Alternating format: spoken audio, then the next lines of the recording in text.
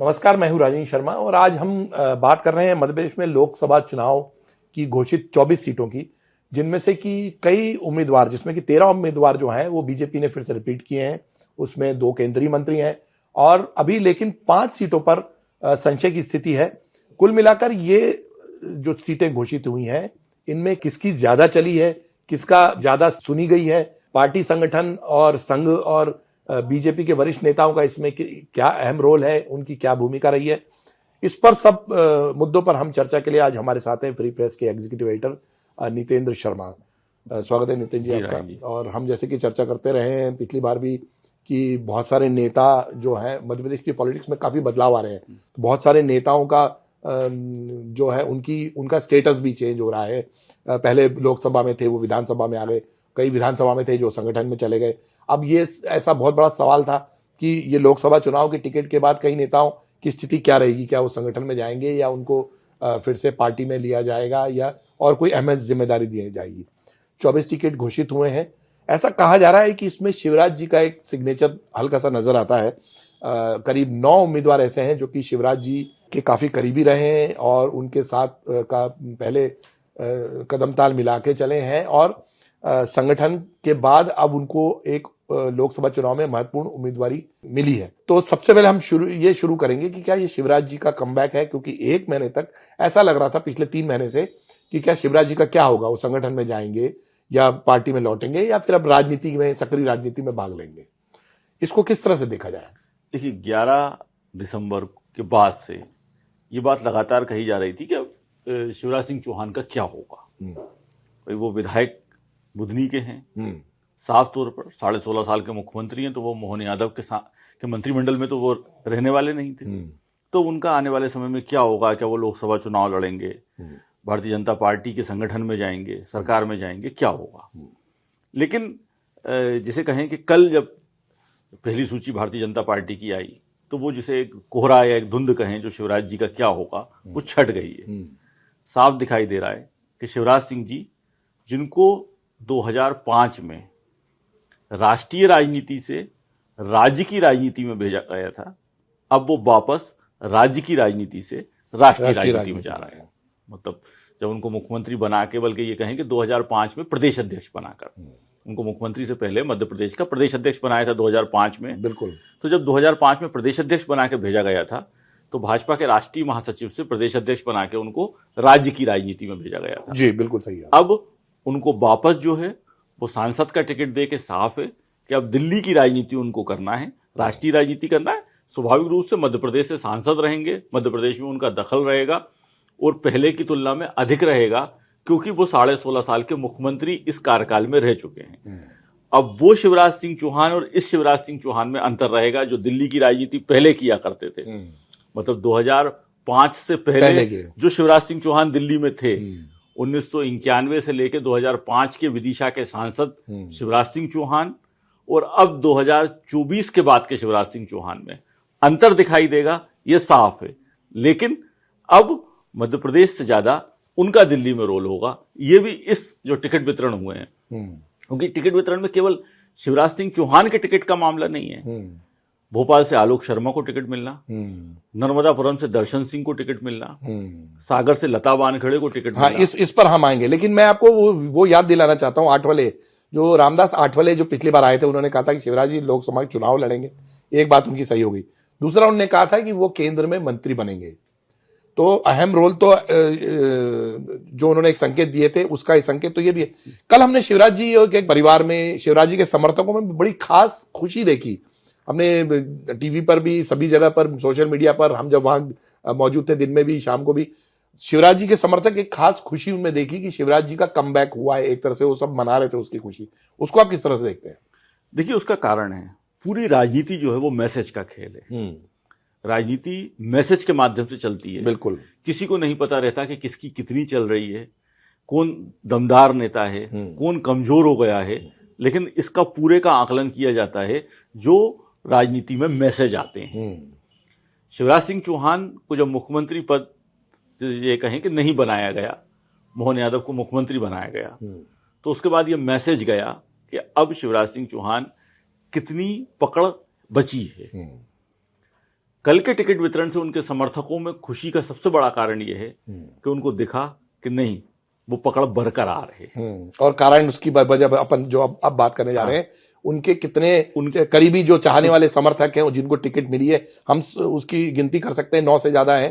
तो एक संकेत ये भी मिला है। और उसका एक और चीज है उसमें खास बात कि जब आप राजनीति में नेता कितना दमदार है, उसका आकलन न किसी सभा की भीड़ से होता, क्योंकि उसकी पार्टी में कितनी पकड़ है उसका केवल एक ही मापदंड है कि वो अपने कितने लोगों को टिकट दिला पाता है, चाहे वो विधानसभा चुनाव हो, चाहे वो लोकसभा चुनाव हो। विधानसभा चुनाव में भले ही शिवराज सिंह चौहान को मुख्यमंत्री नहीं बनाया गया हो, लेकिन ये सारे लोगों ने कहा कि भारतीय जनता पार्टी ने जो बाद की जो सूचियां निकली उसमें जैसा शिवराज सिंह चौहान ने कहा, चौथी और 5वीं सूची खास तौर पर, जिसमें जिन जिन विधायकों को फिर से टिकट दिलाया गया, जो सारी चीजें हुई, तब उनकी दमदारी दिखी और अब लोकसभा चुनाव में दिखी।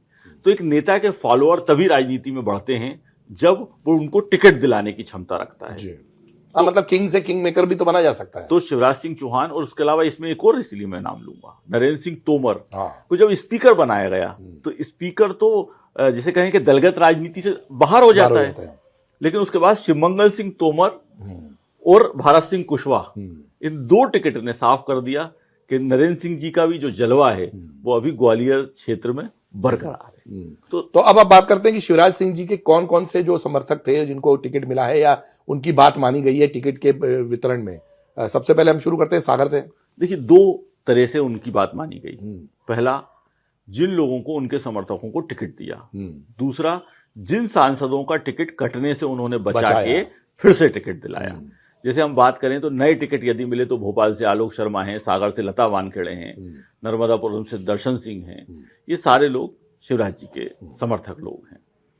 उसके बाद यदि हम बात करें कि वो सांसद जिनका टिकट बचा, तो अगर देखा जाए तो चाहे वो राजगढ़ से रोडमल नागर हों, सतना से गणेश सिंह हो, चाहे सतना से गणेश, वो तो विधानसभा चुनाव हार गए थे, या बैतूल से डीडी उइके हों, ये सारे टिकट जो हैं वो इनको बचाने के पीछे, या इन सांसदों को फिर से टिकट, या फिर संध्या सुमन राय हों जिनको टिकट मिला, तो ये जो सारे टिकट फिर से जिन लोगों को मिले, तो इन टिकट के फिर से मिलने में, क्योंकि ये लोग अभी जो वर्तमान में नेतृत्व है उसके तो करीब रही नहीं, क्योंकि इनको पिछले चुनाव में भी शिवराज सिंह चौहान ने टिकट दिया था। तो ये वो सारे लोग हैं जो शिवराज सिंह चौहान की पसंद थे, जिनको पिछले उन्होंने इलेक्शन में टिकट दिया था, और जो कहीं ना कहीं उनसे कनेक्ट रहे हैं। बिल्कुल। तो देखिए, बड़ा इंटरेस्टिंग सवाल है और मैं समझता हूं कि आप इस पर अपनी राय जरूर दीजिए कि क्या शिवराज सिंह चौहान के काफी समर्थक हैं जिनको की टिकट मिला है, तो उनमें से कई लोगों को लोकसभा का टिकट मिला है, और शिवराज जी का क्या आप मानते हैं ये कमबैक है एक तरह से? इस पर आपकी राय हमारे लिए बहुत महत्वपूर्ण होगी, हम आपकी राय का इंतजार करेंगे। नितिन जी, एक और चीज मैं बोल रहा हूं कि जैसे इन लोगों को टिकट वितरण किया है, जैसे गणेश सिंह है वो चुनाव हार गए थे, फग्गन सिंह कुलस्ते वो चुनाव हार गए थे, इसमें पार्टी की तरफ से क्या संदेश जाता है? लोकसभा चुनाव में कुछ लोगों को रिपीट किया गया है, 13 लोगों को फिर से टिकट दिया गया है, जबकि इसमें कुछ लोगों को क्या टिकट काटे गए हैं, जिसमें सबसे बड़ा नाम है साध्वी प्रज्ञा सिंह का। तो उसको किस नजर से देखा जाए? देखिए, प्रज्ञा ठाकुर का टिकट केवल और केवल उनके विवादों के कारण काटा गया। प्रज्ञा ठाकुर को जब टिकट दिया गया था तो बिल्कुल क्लियर था कि एक हिंदुत्व का एजेंडा था, दिग्विजय सिंह जी के खिलाफ एक साध्वी को चुनाव लड़ाना था। प्रज्ञा ठाकुर परफेक्ट उस समय उसमें पाई गई, उनको टिकट दिया। यदि उनका ये 5 साल का कार्यकाल अच्छा होता तो उनका टिकट कटने की भोपाल से कोई वजह ही नहीं होती। बिल्कुल, और चूंकि संघ उनके साथ था तो ये तो बहुत क्लियर था मतलब कि उनका कार्यकाल भोपाल में जो है, शायद जब भोपाल में पुराने सांसदों का या संसदीय कार्यकाल की बात होगी तो उसमें प्रज्ञा ठाकुर का कार्यकाल 0 है, 0 है। भोपाल के लिए 5 साल में विवादित बयान एक तरफ है, उनकी कोई उपलब्धि नहीं है। वो एक चीज नहीं दिखा सकती कि भोपाल में प्रोजेक्ट सेंट्रल गवर्नमेंट से मैं लेके आई, भोपाल से इस योजना में सेंट्रल गवर्नमेंट से मैंने पैसा दिलाया, भोपाल में ये एम्प्लॉयमेंट के लिए मैंने किया। जब आप राजनीति केवल विवादित बयानों के जरिए करना चाहोगे, या आप चाहोगे कि आप केवल भगवा झंडा लेकर आप अपने आप को हिंदुत्व का पैरोकार बताकर राजनीति कर लोगे, कोई काम नहीं करोगे, लोगों से नहीं मिलोगे, अपने जो उन्होंने गांव तक गोद लिया था वहां के तक लोगों ने कहा कि इन्होंने उस गांव में कुछ नहीं करा। तो मुझे लगता है कि ये प्रधानमंत्री नरेंद्र मोदी का और भारतीय जनता पार्टी का बड़ा लाउड एंड क्लियर मैसेज है, एक अच्छा मैसेज है कि हम केवल इसलिए आपको टिकट नहीं देंगे कि आप भगवा कपड़े पहनते हो, यदि आप काम नहीं करोगे तो आपका टिकट कट भी सकता है। और ज्यादातर जब भी उन विपक्षी दलों ने उनको क्रिटिसाइज किया, उनकी आलोचना की, तो उन्होंने अपनी बीमारी का बहाना दिया। जब भी कहा कि उनकी वो सेहत उनकी ठीक नहीं है, वो बीमार है, तो इस वजह से जो है उनको वो बहुत सारा मूवमेंट नहीं कर सकती, चल नहीं सकती, और बहुत सारे फंक्शन में पार्टिसिपेट नहीं कर सकती। ये बीमारी का बहाना भी एक तरह से एक जनप्रतिनिधि के लिए शायद बहुत कठिन वक्त का लाता है, क्योंकि जनप्रति जब जनता से नहीं मिल पाएगा या बीमार रहेगा तो पार्टी कब तक उसको सपोर्ट करेगी। देखिए, राजनीति में लोग बीमारी छुपाते हैं। हाँ, राजनीति में जिन लोगों को कोई बीमारी हो भी जाती है, जिन लोग बीमार भी होते हैं, तो वो कह देते हैं उनके घर के बाहर उनके यहाँ जो सर्वेंट हैं या जो उनके समर्थक के भाई साहब व्यस्त हैं, किसी काम में लगे हैं। ये नहीं बताते कि भाई साहब बीमार हैं। इसलिए नहीं बताते भाई साहब बीमार हैं कि यदि राजनीति में आप बीमार हो तो आपकी जगह कमजोर होती जाएगी। घर बैठो, आप घर बैठिए। प्रज्ञा ठाकुर ने अपने आप को बीमार साबित करके सहानुभूति लेने की कोशिश की, तो उनके वो वीडियो भी चले जब वो फुटबॉल पे खेल रही हैं, या वो उनके वो वीडियो भी चले जब वो और दूसरे कार्य कर रही हैं, बास्केटबॉल खेल रही हैं। लेकिन अगर आप जनता के काम करने के लिए बीमार हैं, दूसरा मैं मानता हूं कि मेंबर पार्लियामेंट को जनता के काम करने के लिए ये जरूरी नहीं है कि वो जो है वो सड़क पर दौड़ लगाए। आप क्या लेकर आए। देखिए, विधायक का, पार्षद का और सांसद का काम अलग अलग है। तो आप सांसद हो, आपने दिल्ली से अपने क्षेत्र को क्या दिया। भाई, भोपाल में भी एक बड़ा ग्रामीण क्षेत्र है। भाई, बेरसिया एक ग्रामीण क्षेत्र लगता है, सीहोर में ग्रामीण क्षेत्र है, तो भोपाल संसदीय सीट में भी केवल शहरी क्षेत्र नहीं है। यदि आप उन गांवों के लिए कुछ करती हैं। देखिए, सुशील चंद्र वर्मा भोपाल में एक सांसद हुआ करते थे जो 4 टर्म सांसद रहे, पूर्व मुख्य सचिव थे। ग्रामीण क्षेत्र में सुशील चंद्र वर्मा की अद्भुत लोकप्रियता थी। उन्होंने अपना सारा सांसद निधि का पैसा जो है वो गांव में लगाते थे। पोस्ट कार्ड बांटते थे कि कोई समस्या आए पानी की, कुछ की हो तो मुझे सीधी चिट्ठी लिख देना, उस पर उनका पता छाप के पोस्ट कार्ड बांटते थे। तो आप क्या कर रहे हो जनता के लिए, इसका बड़े मायने हैं। तो इसलिए साफ है कि प्रज्ञा ठाकुर ने जनता के लिए कुछ नहीं करा और भाजपा ने एक अच्छा काम करते हुए उनका टिकट काट दिया। और अब पार्टी हर चीज पे इवैल्यूएट करती है, आपकी परफॉर्मेंस पे इवैल्यूएट करती है, आपके काम पे इवैल्यूएट करती है, पब्लिक में आप किस तरह से जाते हैं, जनता से किस तरह से कांटेक्ट करते हैं, आपकी इमेज किस तरह से आपने बना रखी है, आपका बयान किस तरह से आता है, आप पब्लिक के बीच में बयान कैसे देते हैं, मीडिया से कैसे चर्चा करते हैं, मीडिया से कैसे बात करते हैं। ओवरऑल परफॉर्मेंस पे आजकल सभी चीजों पर आकलन होने लगा है। तो ऐसे में अगर आपका रिजल्ट जो है ठीक नहीं होगा या परफॉर्मेंस ठीक नहीं होगा तो उसका खामियाजा आपको भुगतना पड़ेगा। देखिए, ये युग बदल गया है, सोशल मीडिया का जमाना है। आप क्या कर रहे हो वो जनता देख रही है, लोग देख रहे हैं। अब घर बैठ के भी लोग देख रहे हैं कि हमारा नेता कैसा है। दूसरा, उनका तो टिकट उसी दिन कट गया था जब उन्होंने नाथूराम गोडसे को देशभक्त बताया था। प्रधानमंत्री का बयान साफ, वो तो चुनाव में उनको टिकट मिल चुका था, चुनाव चल रहा था, वरना उनको तो उसी समय बाहर कर दिया जाता। जब प्रधानमंत्री ने उनके बारे में साफ कहा था कि मैं उनको माफ नहीं कर पाऊंगा। आप पिछले 5 साल को देखिए, आप नरेंद्र मोदी के साथ प्रज्ञा ठाकुर की एक मुलाकात बता दीजिए। मतलब वो नरेंद्र मोदी जिनके साथ मैं मानता हूं कि शायद लगभग सारे सांसद जाते हैं, मुलाकात कर चुके हैं। विपक्ष के सभी सांसद, विपक्ष के सारे सांसद मिलते हैं।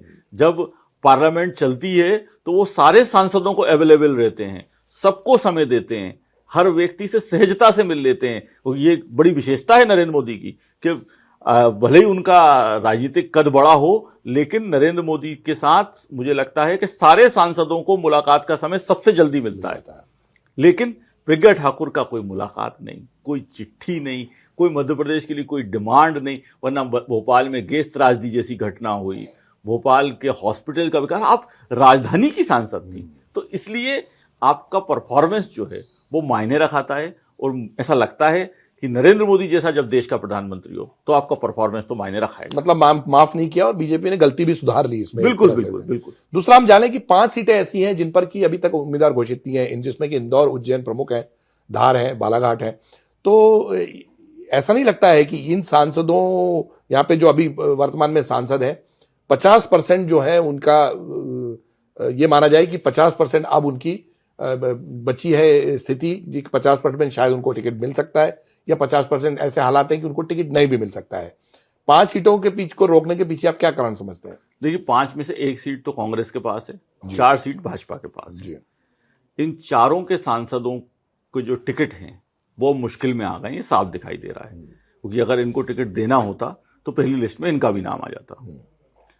छिंदवाड़ा का टिकट रोकने की 2 वजह हो सकती हैं। एक ये हो सकता है कि नकुल नाथ वाला एपिसोड शायद अभी समाप्त नहीं हुआ, भले ही वो पब्लिकली कुछ भी बोल रहे हों, क्योंकि वो एपिसोड तो था, संभव है। तो हो सकता है कि अभी इसलिए इसको रोका हो कि आने वाले दिनों में हो सकता है कोई घटनाक्रम ऐसा हो कि वो एपिसोड अभी समाप्त नहीं हुआ हो, क्योंकि हम जो राहुल गांधी की यात्रा भी चल रही है उसमें लगातार जिस तरह के समाचार आ रहे हैं कि कमलनाथ जी बहुत सहज नहीं है इस बार उस यात्रा में। राहुल गांधी और कमलनाथ दोनों एक दूसरे को लेकर काफी सहज नहीं दिखाई दे रहे हैं, तो भविष्य की में क्या हो सकता है किसी को नहीं पता। दूसरा एक कारण वहां पर यदि ऐसा नहीं होता तो किसी बड़े चेहरे को चुनाव लड़ाया जाए या किसी लोकल व्यक्ति को चुनाव लड़ाया जाए, इस पर अभी जो है वो एक असमंजस का माहौल है, इस पर तय नहीं हो पा रहा है, क्योंकि लोकल से भी 2-3 दावेदार हैं, विवेक साहू हैं, मोनिका भट्टी हैं, नथन शाह हैं, और बाहर से भी कुछ चेहरे हो सकते हैं, प्रहलाद पटेल एक चेहरा हो सकते हैं, नरोत्तम मिश्रा को कहीं से टिकट नहीं दिया है, वो भी एक बड़ा चेहरा है मध्य प्रदेश की राजनीति का, वो भी हो सकते हैं, तो बाहर से भी कोई चेहरा हो सकता है। तो छिंदवाड़ा का ये कारण है। इंदौर की सीट का कारण जो है वो साफ दिखाई दे रहा है कि इंदौर में अलग अलग नेताओं के समर्थक अलग अलग दावा कर रहे हैं। कैलाश विजयवर्गीय जो हैं वो जीतू जिराती के पक्ष में हैं, सुमित्रा महाजन खुद के बेटे के लिए जो है वो टिकट चाहती हैं, उसके अलावा निशांत खरे जो है वो डॉक्टर निशांत खरे, उनको संघ का समर्थन है, शंकर ललवानी अपनी लॉबिंग कर रहे हैं, और अभी तो ये भी एक बात आई है कि इंदौर में किसी महिला को टिकट दिया जाए, क्योंकि लंबे समय तक सुमित्रा महाजन रही तो ये एक बात आ रही है कि इंदौर में किसी महिला को टिकट दिया जाए। तो बीजेपी ने जैसा कहा था कि 30% जो है टिकट महिलाओं को देने चाहिए, तो अभी तो करीब 16% महिलाएं हैं जिनको टिकट मिला है, 4 या 5 महिलाएं। तो हो सकता है कि इंदौर से किसी महिला को टिकट दें। तो मालिनी गोड़ का नाम भी चल रहा है, दिव्या गुप्ता का नाम भी चल रहा है, तो इंदौर में इस तरह के नाम चल रहे हैं। उज्जैन का टिकट मुझको ऐसा लगता है कि मुख्यमंत्री मोहन यादव की मर्जी से ही मिलेगा, क्योंकि उज्जैन में लगातार उनकी सक्रियता है, उज्जैन उनका क्षेत्र रहा है, और उज्जैन के टिकट में उनकी विशेष रुचि होगी, तो शायद वो ही तय नहीं कर पाए होंगे अभी कि किसको टिकट दिलाना है, तो शायद इसलिए उज्जैन का टिकट रुका हुआ है। धार से रंजना बघेल के टिकट का दावा है, जिन रंजना बघेल का विधानसभा में टिकट नहीं दिया गया था, उस समय उनकी जो है वो अमित शाह से मुलाकात भी हुई थी, और ये कहा गया था कि नहीं अब इनको जो है वो लोकसभा में एडजस्ट करेंगे। रंजना बघेल के पक्ष में और विपक्ष में 2 धड़े भाजपा में हो, बिल्कुल उनके जो है पक्ष में भी कोई है नेता और विपक्ष में भी है, और अभी हाल में कुछ विवाद भी हुआ है उनका, तो शायद इसीलिए वो टिकट अभी रुक गया है। उसके अलावा एक टिकट बचा बालाघाट का। बालाघाट के टिकट में भी वही स्थिति है कि गौरीशंकर बिसेन के खिलाफ किसी गुट को टिकट मिलेगा। जो युवा मोर्चा के प्रदेश अध्यक्ष हैं वैभव, वो भी वहां से दावा कर रहे हैं। उसके अलावा जो है वहां पर और भी कुछ इस तरह के समीकरण हैं कि ढाल सिंह बिसेन को चुनाव लड़ाना है कि नहीं लड़ाना, गौरीशंकर बिसेन की बेटी को टिकट देना है या किसी नए व्यक्ति को टिकट देना है, क्योंकि वहां 2-3 गुटों की लड़ाई है, वहां भी 2-3 गुटों की लड़ाई है। और बालाघाट की सीट बीजेपी के लिए जिन सीटों को रोका गया है उनमें इंदौर और उज्जैन को छोड़ दिया जाए तो धार और बालाघाट और छिंदवाड़ा ये तीनों टफ सीट है, आसान नहीं है। बालाघाट में अभी भी 4 जो है वो विधायक कांग्रेस ने इस बार जिता के लाई है उस संसदीय क्षेत्र से, तो बालाघाट में भी इसीलिए बीजेपी ऐसा विचार कर रही होगी कि गुटबाजी का शिकार ना हो जाए ये इलेक्शन, तो वो सबको साध कर किसी को टिकट देना चाहती है। कुल मिलाकर बीजेपी कोई चांस नहीं लेना चाहती, पूरी तरह से अब अपनी चौसर बिछाकर एक एक कदम बड़ी सफाई से साफ सोच समझ के रख रही है। लेकिन आपको लगता है कि जो नए इसमें कई लोग आए हैं, जैसे लता वानखेड़े आई हैं, दर्शन सिंह चौधरी आए हैं, डॉक्टर राजेश मिश्रा आए हैं, ऐसे बहुत सारे जो नए आए हैं जो पहली बार चुनाव लड़ रहे हैं, कांग्रेस के लिए ये कम चुनौती हो सकती है इनके लिए। कांग्रेस अपने मजबूत उम्मीदवार यहाँ पे उतारे और कोशिश करे कि वो शायद एक सीट से अपनी टैली बढ़ाकर 3 या 4 कर ले। कांग्रेस के नजर से कैसा आपको लगेगा कि ये बीजेपी तो कह रही कि हमारे उम्मीदवार काफी अच्छे हैं, लेकिन कांग्रेस की नजर से आप देखें तो क्या लगता है आपको? देखिए, अगर देखा जाए तो पिछले 3 चुनाव से लगातार ऐसा हो रहा है। 2014 में जब 27 सीटें भारतीय जनता पार्टी ने जीती, तभी भारतीय जनता पार्टी ने कई नए चेहरे उतारे थे, जिन लोगों को आज तीसरी बार टिकट मिल रहा है, चाहे वो रोडमल नागर हो, तो इस तरह के लोग तब भी उतारे थे। अगर आप भाई पिछला चुनाव देखें तो विदिशा से रमाकांत भार्गव, भोपाल से प्रज्ञा ठाकुर, सागर से राज बहादुर सिंह, बैतूल से डीडी उइके, सब नए चेहरे उतारे थे, तब भी कांग्रेस कुछ नहीं कर पाई। कांग्रेस को अब कांग्रेस देखिए, लोकसभा चुनाव में कांग्रेस किसी दमदार केवल व्यक्ति को खड़ा करके सीट निकाल ले, ये बहुत आसान नहीं है। आपको पहले अपना माहौल जो है वो राष्ट्रीय स्तर पर बनाना पड़ेगा, क्योंकि भारतीय जनता पार्टी अपने राष्ट्रीय स्तर के माहौल के सहारे कुछ छोटे नेताओं को या कुछ ऐसे नेताओं को जो जैसे शायद दर्शन सिंह चौधरी किसान मोर्चा के अध्यक्ष थे, या लता वानखेड़े जो हैं वो महिला मोर्चे की प्रदेश अध्यक्ष रही, ऐसे नेताओं को चुनाव लड़ा रही है। तो इसके पीछे ये है कि उनके पास एक दूसरी ताकत है। कांग्रेस के साथ दिक्कत यह है कि कोई दूसरी ताकत नहीं है। लेकिन मैं आपकी इस बात से सहमत हूं कि कांग्रेस अब चाहे तो कुछ सीटों पर कुछ अच्छे नेताओं को खड़ा कर कम से कम भाजपा के लिए चुनाव में चुनौती तो खड़ी कर सकती है। भाई कांग्रेस के पास भी ऐसा नहीं है कि नेता नहीं है। भाई मुरैना से डॉक्टर गोविंद सिंह हो सकते हैं, राजगढ़ से की सीट से जयवर्धन सिंह हो सकते हैं, धार की सीट से सुरेंद्र बघेल, हनी बघेल हो सकते हैं। तो कांग्रेस के पास भी ऐसा नहीं कि मध्य प्रदेश में लीडर की कमी है। जबलपुर से तरुण भानोत को चुनाव लड़ाया जा सकता है। तो कांग्रेस के पास ऐसा नहीं है कि कोई आपके पास लीडर की कमी है, लेकिन कांग्रेस को उन लीडर को जो है वो लाकर चुनाव लड़ाना पड़ेगा। और जो लोग चुनाव नहीं लड़ना चाहते, जैसे मान लीजिए सीधी से डॉक्टर राजेश मिश्रा के रूप में नया प्रत्याशी दिया है, तो कांग्रेस चाहे तो अजय सिंह को फिर से उतार सकती है। बिल्कुल बिल्कुल। तो आप अपने नेताओं को जो है, अगर दमदार नेता, भाई खंडवा से ज्ञानेश्वर पटेल चुनाव लड़ रहे हैं पाटिल, तो अरुण यादव को फिर से मैदान में उतारा जा सकता है। रतलाम से कांतिलाल भूरिया सामने आए। तो यदि कांग्रेस अपने दमदार नेताओं को चुनाव में उतारती है तो हम लोग तो चाहते यही है कि चुनाव दिलचस्प हो, दोनों पार्टी दमदारी से चुनाव लड़े, एकदम मुकाबला टफ हो, बहुत इजी ना हो।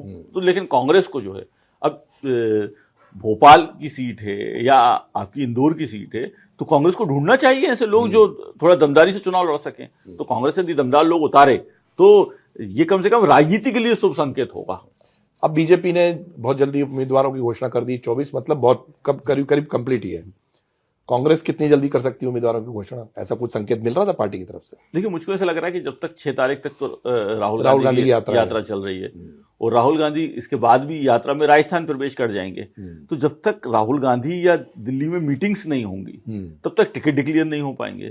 तो कांग्रेस उस मामले में जहां कांग्रेस को जल्दी दिखाना था, ये दोनों चुनाव में हो चुका है। कमलनाथ जी ने तो कहा था जल्दी हम टिकट घोषित कर रहे हैं। भाई विधानसभा चुनाव में भी यही हुआ कि भारतीय जनता पार्टी, कांग्रेस कह रही थी कि हम जल्दी कर रहे हैं, और भाजपा की सूची आ गई। लोकसभा में भी कांग्रेस जो है वो बात कर रही थी कि स्क्रीनिंग कमेटी और ये सब चल रहा है, वो भाजपा की सूची, और उन्होंने पहले भेज दिए थे नाम, जबकि और 24 लोगों की सूची आ गई। सूची भी छोटी मोटी नहीं आई, 29 में से 24 टिकट क्लियर कर दिए। अब 24 जगह तो आपके सामने साफ है ना कि कौन चुनाव लड़ रहा है। बीजेपी की सेना मैदान में है भाई, 24 लोग सामने हैं। अब इन 24 जगह तो कांग्रेस को टिकट डिक्लेयर करने में कोई दिक्कत ही नहीं होना चाहिए। तो कांग्रेस अगर टिकट जितना लेट डिक्लेयर करेगी, अब आप माने कि कांग्रेस को उतना चुनाव में नुकसान होगा। एक आखिरी सवाल ये देख कहा जा रहा है कि देश में कि बीजेपी का अंडर करंट है, राम जन्मभूमि के शिलान्यास के बाद और मोदी की गारंटी जैसे जितने भी जो है बीजेपी वादे कर रही है, इसके बाद बीजेपी का अंडर करंट है पूरे देश में। कांग्रेस के लिए ये एक चुनौती है या कांग्रेस के लिए बहुत बड़ा जैसे कहना चाहिए कि सेटबैक है कि कांग्रेस उस माहौल को अपने तरीके से डेवलप नहीं कर पा रही है? राहुल गांधी की यात्रा भी उतना फल नहीं दे रही है जितना कि होना चाहिए था, ऐसा लगता है क्या? मैं इसको दूसरे शब्दों में कहूंगा, बीजेपी का अंडर करंट है या नहीं है ये मैं नहीं कह सकता, लेकिन विपक्ष का करंट नहीं है। 10 साल तक लगातार सेंट्रल में यदि कोई सरकार चले तो उसके खिलाफ विपक्ष का करंट दिखना चाहिए, क्योंकि जनता कहीं ना कहीं कुछ मुद्दों पर यदि किसी सरकार से खुश होती है तो नाराज भी होती है, लेकिन उस जनता की नाराजगी को सामने लाने का काम राजनीतिक दलों को करना होता है। तो विपक्ष में करंट दिखना चाहिए, जो करंट कांग्रेस में दिखाई फिलहाल नहीं दे रहा है।